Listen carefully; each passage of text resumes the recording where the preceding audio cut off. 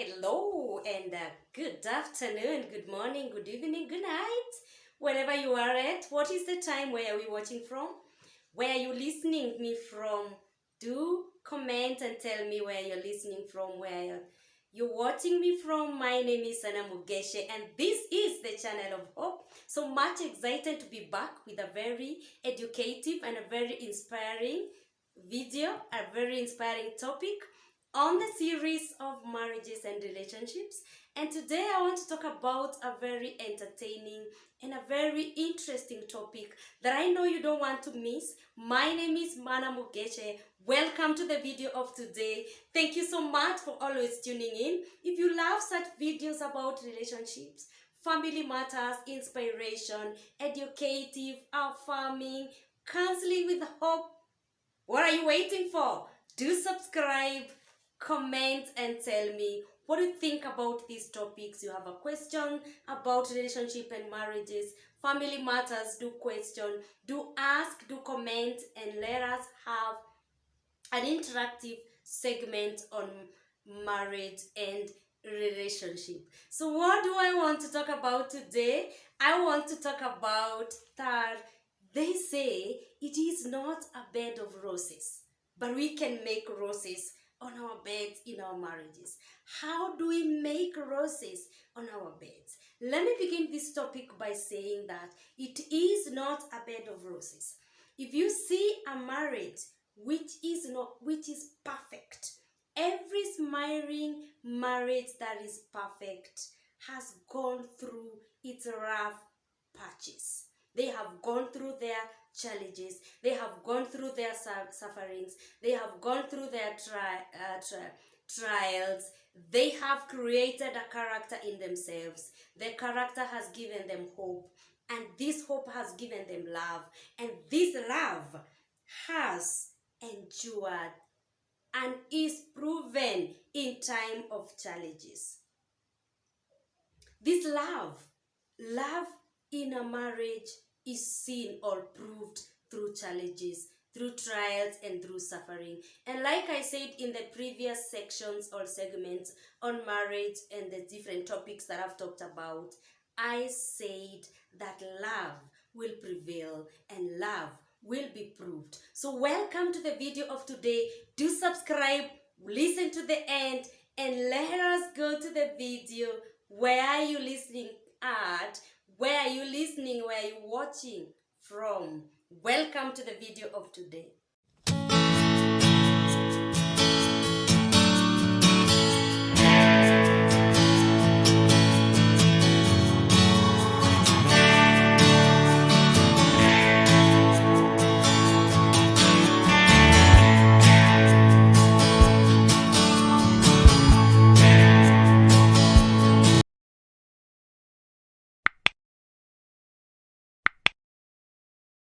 Without any further ado, let me talk about that this marriage is not a bed of roses. Our relationships are not bed of roses. Fight to the end. Let me start by encouraging you that. Fight for your marriage to the end. Make up your mind to fight for it. Make up your mind to stay with your spouse in times of challenges, in challenging times, in these circumstances that you're going through. Fight for it. Fight for your relationship. Fight for your marriage. It is not a bed of roses, yes. All of us have gone through. Lift up your hand and tell me whether you have gone perfectly without going through challenges, without going patches of rough times and rocky times. Today I want to show you, and today I want to talk about you again with the help of this book about how you can make roses on your bed, how you can dance all the way on your bed, not literally, but how can you make it work? How can you make these roses on the bed by your actions, and how do you go about it? First of all, we have talked about love is seen that it endures, and love is proven in times of challenges. Challenging times, circumstances that are rough is when love is proved. How is your love with your spouse? How do you act that love that made you enter into marriage. Remember in the previous videos, if you haven't watched them, please do watch. The sun is coming near here. That is why you can see the patch here.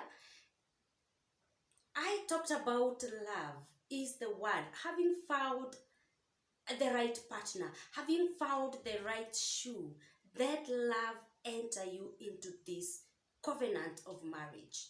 Remember we said it is ordained by God. So this love will be proved during the challenges. This love will endure. This love will be seen through the rough times and the challenging time. And this is the love that forgives and forgets. Remember we talked about the expectations which are not met. Forgive and forget. Respect for self and partner. In every relationship which is made up of two people, do I respect myself?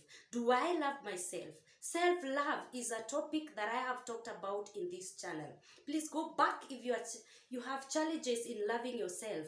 Watch so many videos that I have put across talking about self-love, respecting yourself, and so you can also be able to respect others. Remember in the same channel, I have talked about giving from an empty cup, you'll give nothing. You need to give from a cup which is full so that you can make it to pour to others. You cannot pour that which is empty. So for these roses to appear on your bed, you need to have self-respect, self-love, and you also need to have respect for your partner. Remember, I've talked about two things, about love that endures, a love that is seen through the challenges, and love that is proven through the rough times, rough patches of your relationship. Love that forgives and forgets. Then self-love and respect. Self-respect, self-love. Self-respect, respecting yourself and respecting your partner. Honest and disciplined feelings and emotions. How do you feel about your partner? What are your emotions towards your partner? Are you pretending? Those emotions should be disciplined. Disciplined feelings and honest feelings. Disciplined emotions and honest emotions. No lying, respect, honest, trust issues should not come. Remember, once trust is broken, it's very hard to bring it back. Understanding that none of you is perfect. Remember in the other video that I talked about expectations, we said we should not expect that our spouses are perfect. None of us is perfect. We all have weaknesses. Your spouse has weakness. I have weakness. And so when we know that, then we are good to go and we are able to make these roses on our beds, knowing that none is perfect. We are bound to hurt each other, but that love that we talked about there before, that brought us to the marriage, that brought us to the relationship, will forgive and forget. So, understanding that none is perfect. The other thing, acknowledging that none of us, none of the party, none of the partner is perfect. Being generous and selfless to each other. Many are the times that after we get married for several years, we become selfish.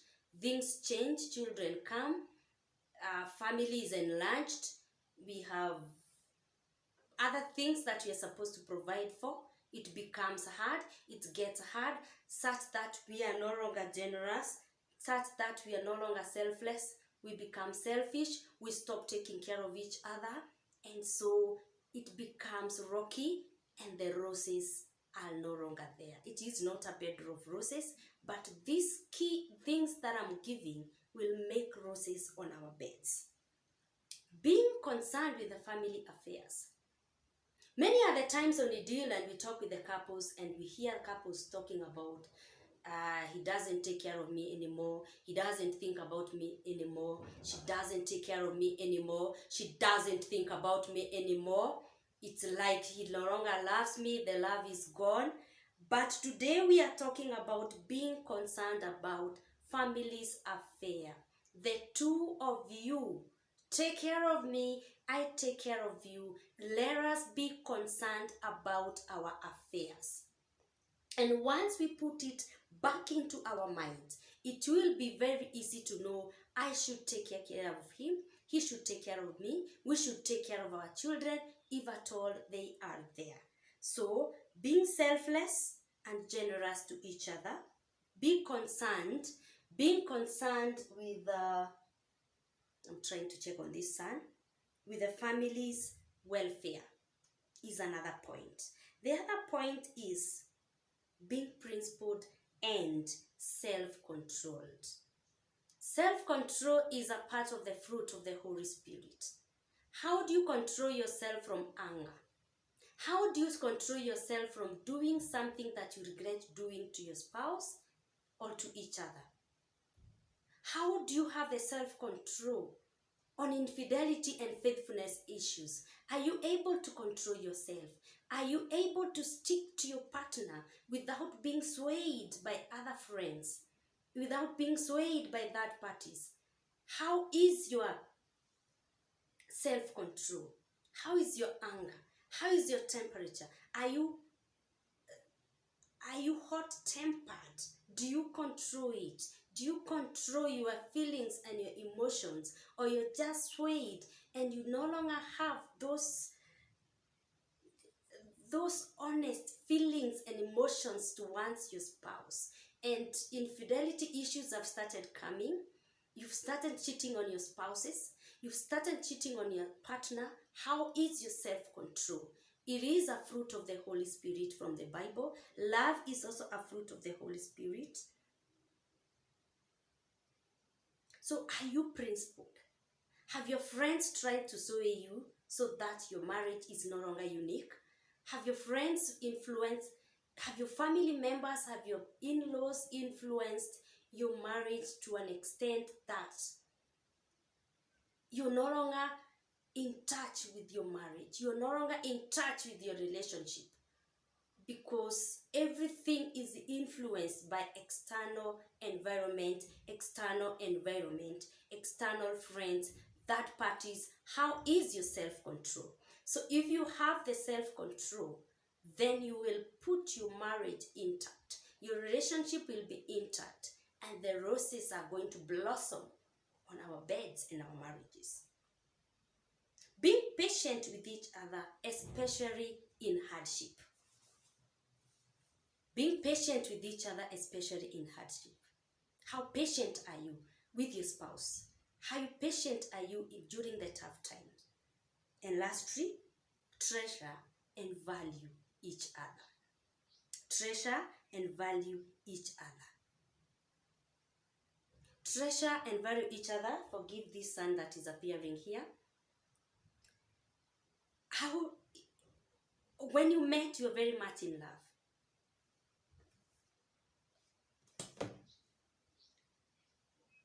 Sorry, there's a lot of brightness coming here and a lot of brownness. Do you treasure each other? Do you have quality time with each other? When you treasure each other, you have time for each other. It doesn't matter how busy schedules you have, how much busy schedules you have. The busy schedules,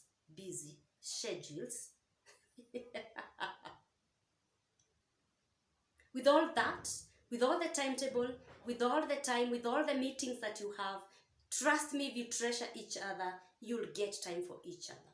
And with this, you are able to make roses on your beds, even if it's not a bed of roses. It's not a bed of roses, but you can make these roses through these points that we have done. Marriage is a vocation and not a permanent state of life. Those who are called into marriage, according to Ambrose, the pastor that I love most, the pastor that I value, the pastor that I listen to, marriage is a vocation and a permanent state of life. Those who are called in marriage are called to live in loving relationship. Marriage is sacrament, blessed by God. So those who marry are visible signs of God's love for his people. So God knows that your marriage exists. God knows that your relationship exists. God knows that there are two people who are called Mr. and Mrs. And He's ready to help you to go through the sufferings, to go through and triumph at the end. You are in the verge of separation. You are in the verge of putting the last trigger. Please don't. Hold on, because Anna Mugeshe is coming in with others. So are you inspired? Are you helped? Are you cancelled with hope? Do you have that hope? Is the love enduring? Is the love proving to be the correct thing in your marriage? May God bless you for listening to this. You still want somebody to talk to. You want somebody to give you, to counsel you, to coach you, to mentor your relationship. Anna Mugeshe is available. My contacts are on the description part of this channel, this video. You can get my email address, you can get my number, you can SMS, text me, SMS me, you can write me an email, and I'll get back to you. We can book a session and let's talk about this. Do not put that trigger. May God bless you and keep you.